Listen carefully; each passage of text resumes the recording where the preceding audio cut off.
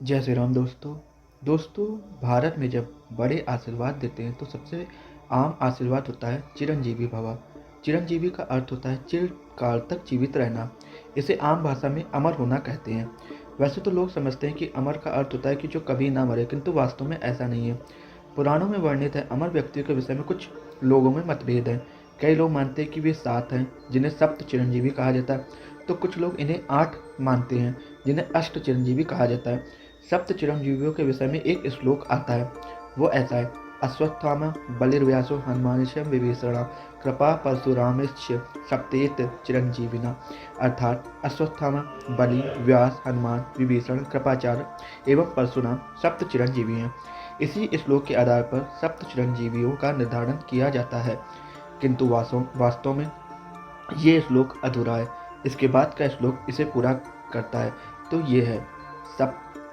सप्तितान स्मृणे नित्यं मार्कंडेय तथास्तमं जीवदर्वस्यस्तम सोऽपि सर्वव्याधि विवर्जिता। अर्थात इन सातों के नित्य स्मरण के साथ 8वें मार्कंड का भी स्मरण करने से भक्त निरोगी और दीर्घायु बनता है। इस श्लोक में जो महर्षि मार्कंडेय को जोड़ा गया है, उसी कारण इन चिरंजीवियों की संख्या 8 हो जाती है। इन दोनों श्लोकों को मिला दे तो ये इस प्रकार हो जाता है। अथ अश्वत्थामा बलिर्व्यासो हनुमांशं विभीषण कृपा परशुरामश्च सप्ततेत चिरंजीविना सप्ततान स्मृण नित्यं मार्कंडे तथास्तमं जीववेदसस्तम सोऽपि सर्वव्याधि विवर्जिता। जैसा कि मैंने पहले बताया कि अमर होने का अर्थ ये भी नहीं कि कोई कभी मरेगा ही नहीं। इन 8 व्यक्तियों में से अश्वत्थामा, व्यास एवं कृपाचार्य युगांत जीवी हैं, अर्थात वर्तमान चतुर्युग के कलयुग के अंत तक जीवित रहेंगे। अन्य 5 अर्थात बलि, हनुमान, विभीषण, परशुराम एवं मार्कंड कल्पांत जीवी हैं, अर्थात उनकी आयु इनसे भी अधिक है और वे कल्प के अंत तक जीवित रहेंगे। यहाँ ये भी ध्यान रखना है आवश्यक है कि सप्त या अष्ट चिरंजीवी दीर्घायु व्यक्तियों का एक समूह है जिसका विशेष महत्व है। अन्यथा संसार में और भी कई व्यक्ति हुए हैं जिनकी आयु इनसे भी अधिक मानी गई है, जैसे कि महर्षि लोमेश, काकभूषणी, सप्तऋषि, मानसपुत्र इत्यादि। अश्वत्थामा अश्वत्थामा जो पहले चिरंजीवी है, इन्हें रुद्र का अंशावतार माना जाता है। ये महर्षि भरद्वाज के पौत्र और गुरु द्रोण के पुत्र थे। इनकी माता का नाम कृपी था, जो कृपाचार्य की बहन थी। कहा जाता है कि ये अपने मस्तक पर एक दिव्य मणि के साथ ही जन्मे थे। वे मणि उन्हें सदैव निरोगी और शक्तिशाली बनाए रखती थी। महाभारत में इनकी वीरता के विषय में बहुत विस्तार पूर्वक लिखा गया है। श्री कृष्ण के अतिरिक्त ये एकमात्र ऐसे योद्धा थे जिनके पास नारायण अस्त्र था। इन्हें कहीं अत्रिति तो कहीं महारथी कहा गया है। इन्हें अमरता का वरदान इनके पिता द्रोण ने दिया था। महाभारत के अंत में जब अश्वत्थामा और अर्जुन का युद्ध हुआ था, तो दोनों में ब्रह्मास्त्र चला दिया। महर्षि व्यास और देव ऋषि के कहने पर अर्जुन ने तो अपना ब्रह्मास्त्र वापस ले लिया, किंतु अश्वत्थामा तो ये विद्या नहीं आती थी। उसने उस ब्रह्मास्त्र को उत्तरा के गर्भ पर चला दिया, जिससे उसका पुत्र परीक्षित मृत्यु पैदा हुआ। बाद में श्री कृष्ण ने उसे जीवित किया। अश्वत्थामा के इस कृत्य पर श्री कृष्ण बड़े क्रोधित हुए। वे उसे मार तो नहीं सकते थे, किंतु उन्होंने उसकी मणि उससे छीन ली और उसे युगांत तक भटकने का श्राप दिया। कहीं कहीं ऐसा लिखा है कि उन्हें 3000 वर्षों तक भटकने का श्राप मिला था, जो कि अब पूरे हो चुके हैं। फिर आते हैं बलि। ये दैत्यराज प्रहलाद के पोते और विरोचन के पुत्र थे। अपने दादा और पिता की भांति ये भी महान विष्णु भक्त थे। इन्होंने अपने प्रताप से देवताओं को स्वर्ग से अच्युत कर दिया था और फिर वे स्वर्ग पर सदा के लिए अधिकार प्राप्त करने के लिए अपने गुरु शुक्राचार्य की आज्ञा से एक महान यज्ञ करने लगे। जब उस यज्ञ में अंतिम हविष पड़ने ही वाला था कि श्रीहरि वामन अवतार लेकर उनसे 3 पग भूमि का दान मांगा। यह महादानी थे, इसलिए अपने गुरु शुक्राचार्य के मना करने पर भी इन्होंने उन्हें 3 पग भूमि देने की प्रतिज्ञा कर ली। बाद में वामन देव ने विराट रूप देकर एक पग से पृथ्वी, दूसरे पग से आकाश को नाप लिया। तब महादानी दैत्यराज बलि ने उन्हें अपना तीसरा पग अपने शीश पर रखने को कहा। उनकी दानवीरता देखकर भगवान वामन अत्यंत प्रसन्न हुए और उन्होंने तीसरा पग उनके शीश पर रखकर उन्हें पाताल तक धकेल दिया। साथ ही उन्होंने बलि को अनंत काल तक पाताल का राज प्रदान किया। ऐसी मान्यता है कि वर्ष में एक दिन महाबली पृथ्वी पर आते हैं और उसी उपलक्ष्य में पर केरल में ओणम का पर्व मनाया जाता है।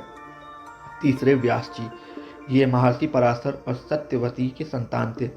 इन्हें भगवान विष्णु के 24 अवतारों में से एक माना जाता है।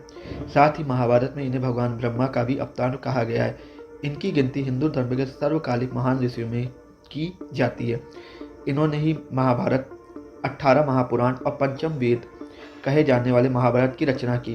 कहते हैं कि महाभारत जैसी उत्कृष्ट रचना देखकर ब्रह्मदेव ने उन्हें अमरता का वरदान दिया था। इन्होंने ही कुरु वंश की रक्षा की और यही धृतराष्ट्र, पांडव एवं विदुर के जनक थे। यही नहीं, गंधारी ने भी अपने 100 कौरवों इन्हीं को कृपा से प्राप्त किए थे। इन्होंने ही ब्रह्मा द्वारा रचित वेदों का वर्गीकरण किया और इसी कारण इन्हें वेद व्यास के नाम से जाना गया।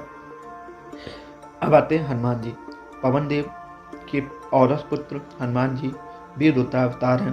श्री राम का अवतार को सार्थक बनाने के लिए उन्होंने 24वें कल्प के त्रेता में जन्म लिया था। ये श्री राम के अनंत भक्त थे। महर्षि वाल्मीकि कृत रामायण इनकी लीलाओं से भरा पड़ा है। पृथ्वी पर इन्होंने वानर राज केसरी अंजना के पुत्र के रूप में जन्म लिया। बलशाली तो ये ऐसे थे कि बचपन में ही सूर्यदेव को निगलने का प्रयास कर बैठे। उस समय उन्होंने बचाने के लिए इंद्र ने इन पर वज्र का प्रहार किया, जिनसे इनकी ठोड़ी टूट गई और ये हनु मतलब ठोड़ी, हनुमान कहलाए। अनेकों देवताओं से इन्होंने वरदान प्राप्त किए और अजय हो गए। ये वानरराज सुग्रीव के मंत्री थे और इन्होंने श्री राम और सुग्रीव की मित्रता करवाई थी।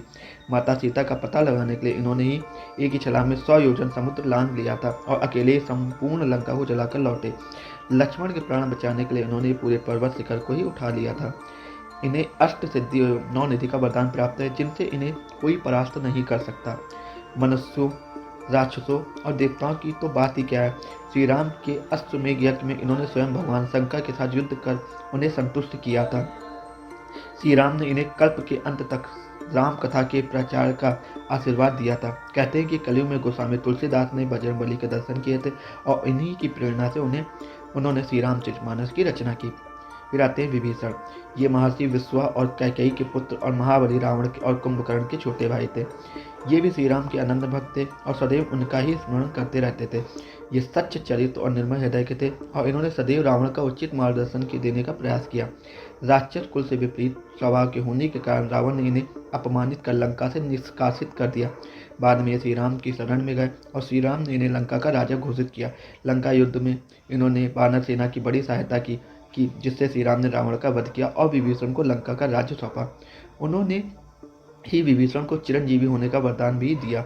कई स्थानों पर लिखा है कि जब रावण, कुंभकर्ण और विभीषण की तपस्या से ब्रह्मा जी प्रसन्न हुए तो उन्होंने रावण और कुंभकर्ण को तो अमरता का वरदान नहीं दिया, किंतु विभीषण को प्रभु का सच्चा भक्त जानकर उन्हें चिरंजीवी होने का वरदान दिया। फिर आते कृपाचार्य। ये महर्षि श्रद्धान के पुत्र थे। श्रद्धान का तप भंग करने के लिए इंद्र ने जानपदी नामक एक अप्सरा उनके पास भेजी, जिससे उन्हें कृप और कृपी नामक के 2 जुड़वा पुत्री प्राप्त हुए। तप भंग होने के कारण श्रद्धान ऋषि ने उन दोनों को एक वन में छोड़ दिया। उस वन से महाराज शांतनु ने इन दोनों को प्राप्त किया और इनका पालन पोषण किया। बड़े होने के बाद कृपाचार्य कुरु वंश के कुल गुरु के पद पर आसीन हुए और कृपी का विवाह द्रोणाचार्य से हुआ। कृपाचार्य कौरवों और पांडवों के प्रथम गुरु भी थे। कहा जाता है कि इन्होंने अपने तप से अमरतत्व को प्राप्त किया था और युद्ध में भी अवध थे। पितामह भीष्म ने भी इन अतिथि कह संबोधित किया था इन्हें। महाभारत युद्ध की समाप्ति पर कौरव सेना के बचे 3 योद्धाओं में ये एक थे। अन्य 2 अश्वत्थामा और कृतवर्मा थे। जब युधिष्ठिर राजा बने तो उन्होंने कृपाचार्य को कुल गुरु के पद पर नियुक्त किया। अगले मनवंतर अर्थात सवाणी मनु के शासनकाल में कृपाचार्य सप्त ऋषियों में से एक होंगे। फिर आते हैं परशुराम। ये भगवान विष्णु के 6ठे अवतार थे और महर्षि भृगु के कुल में इनका जन्म हुआ।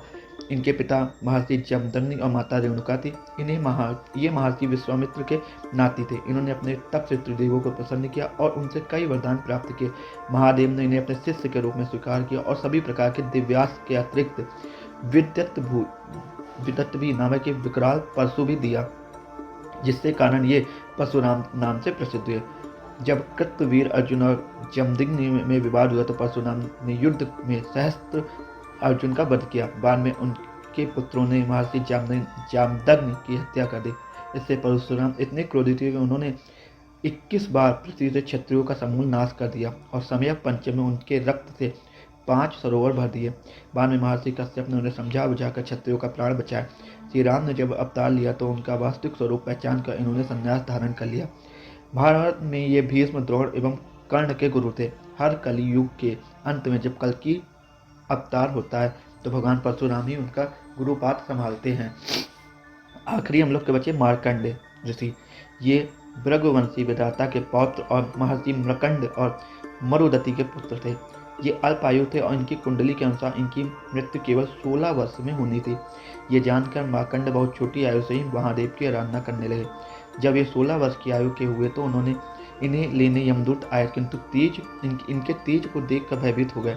जब स्वयं यमराज इनके प्राण लेने आए, उन्हें आया देखकर मार्कंड ने शिवलिंग को पकड़ लिया और महादेव का स्मरण करने लगे। तब यमराज ने अपने पास से इनके गले में डाला और इन्हें बलपूर्वक खींचने लगे। उसी समय मार्कंड ने महामृत्युंजय मंत्र की रचना की, जिससे स्वयं भगवान शंकर वहां प्रकट हुए और यमराज के वध को ही उद्वत हुए। बाद में यमराज ने उनसे क्षमा याचना की और महादेव की कृपा से मार्कंड चिरंजीवी बने। इन्होंने ही उर्वशी का अभिमान भी भंग किया था। कहते हैं कि प्रलय के समय में मार्कंड सभी जीवों और वनस्पतियों के साथ सुरक्षित रहते हैं और प्रलय के बाद सबको पुनः स्थापित करते हैं। इनकी आयु बहुत अधिक बताई गई है और इसी कारण लगभग सभी पुराणों में हमें मार्कंड उवाच अर्थात मार्कंड ने ऐसा कहा ये वाक्य अवश्य मिलता है। तो ये हम लोग के 8 ऋषि, सप्त नहीं 8 चिरंजीवी थे। तो दोस्तों अगर वीडियो आपको अच्छी लगी तो इसको शेयर जरूर करें और कमेंट में हर हर महादेव जरूर लिखें।